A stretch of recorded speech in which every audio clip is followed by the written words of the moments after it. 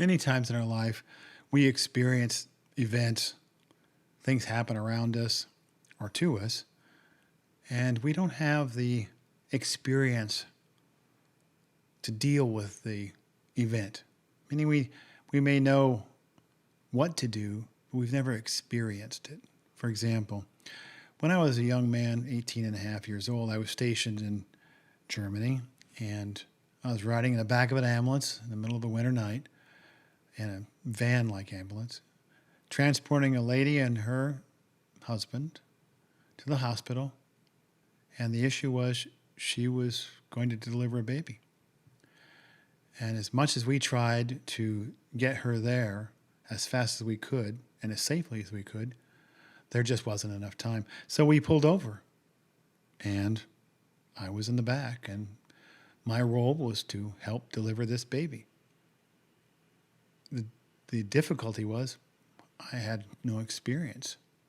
I understood what needed to be done, and I had read and saw a film of what to do, but I'd never seen a delivery in real life or participated in a delivery, ever. And one would not expect that of an 18-and-a-half-year-old. But there I was. The event is occurring. I couldn't change it, so I had to deal with it. And it all turned out well. Baby was happy, as much as babies can be happy when they're delivered. Mama was happy. I was happy. The father was happy. And we all got to the hospital, and the hospital was happy. Everybody was happy. But it could have been different. But I learned from that. Just like you do when events happen. You learn from it.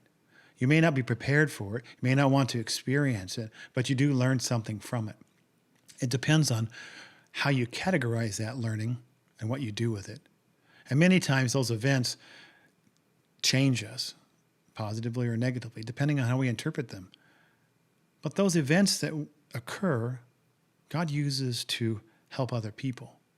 Because eventually we're going to come in contact with other people who will experience similar things as we did. And when those happen, just like that 18-and-a-half-year-old young man, we need to ask for wisdom. And how do you get that? I'm glad you asked.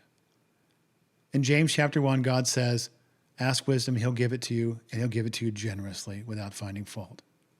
That's something each of us have to do, because that's an experience that we have to have in our relationship with God to learn to trust and to hear his voice.